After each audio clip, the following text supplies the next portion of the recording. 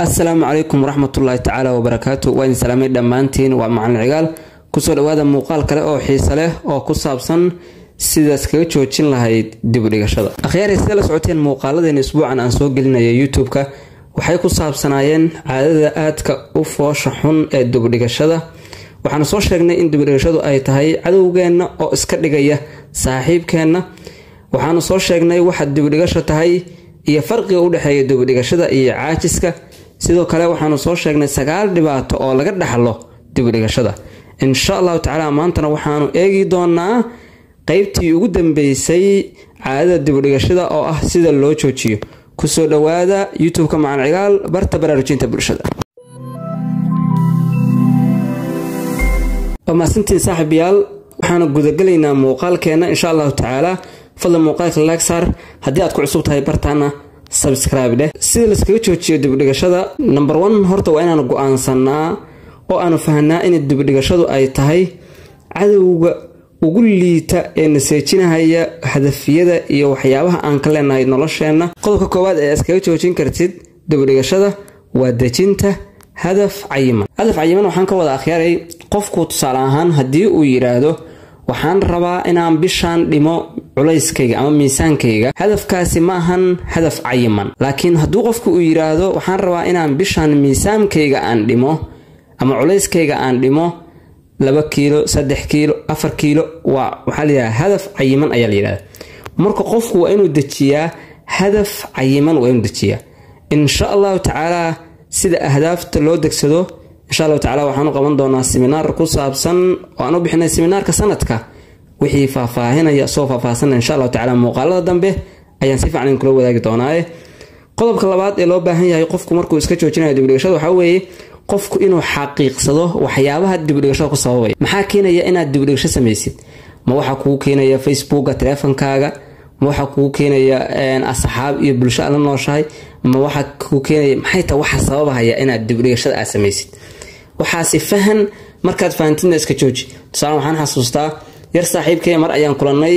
ayuu wuxuu igu yiri Facebook-gi dhamaa waan iska tuuray waa maxay sababtu wax kale ma qabanayo xaafadan taga Facebook la inuu ku jira arkaa maanta dhan waa muuqaal ii dhiiba marka qodobkan laad wuxuu noqonayaa qofku inuu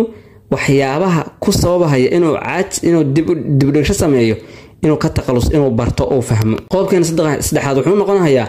qofku inuu sameeyo hawl maalmeed inuu sameesto qofku inuu qabo waxa uu maalintii rabo inuu qabto inay u qoran yihiin qodobkan afraad ilaahay wuxuu noqonayaa inuu qofku qorshahaas uu qortay uu fuliyo lama rabo inaad tiraahdo maalin walba hebel waxaasaan qorana 1 2 3 4 5 10 kaasan qabana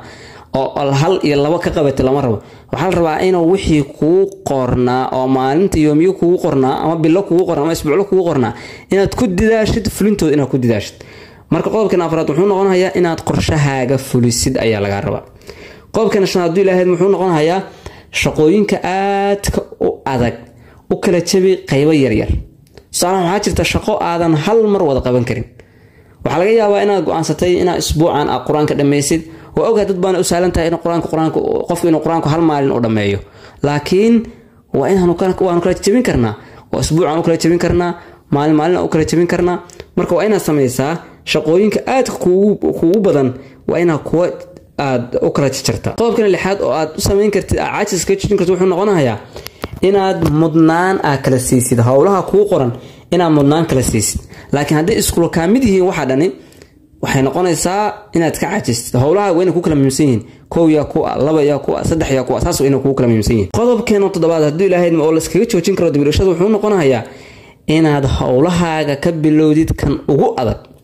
marka rabtid maanta haddii ilaahay inaad qabatid 10 shay haddii kuwa yar yar aad ku bilowdid waxay noqonaysaa inaad ka caajisaysid ama aad dibadhiganaysid kuwa kuugu muhiimsan si marka dibadhigashadaas ay kuugu yaraato oo energy-gaagu intuu fiican yahay oo tamartaadu ay fiican tahay waa inaad ku bilowdaa qodobka kuugu adag kuuguna muhiimsan inaad ku bilowdo qodobkeena sideedaad haddii ilaahay aan iskaga joojinayno wuxuu noqonayaa dibadhigashada waa inaanu samaysaa haddii lacala ay hawlahan wax ka soo dhex galaan wixii aad ku bedeli lahayd qorshihii labaad inuu ku degsan yahay plan B waa in maanta hawlahan aad rabtid inaad qabato haddii wax kale bulshada ay ku soo kordhaan ama adiga ay kugu soo kordhaan wixii aad ku bedeli lahayd hawlahan sidii aad aad ka yeeli lahayd waa inay ku qorshaysanta qodobka ugu dambeeya haduu ilaahay ma sagaalaad wuxuu noqonayaa shaqo kasta oo aqabanaysa ama isbuuclaha haato ama maalinlaha haatee waa inay leedahay waqti kama dambaysa oo lagu talagalay in ku dhamaato tusaale ahaan waa inaad tiraahdaa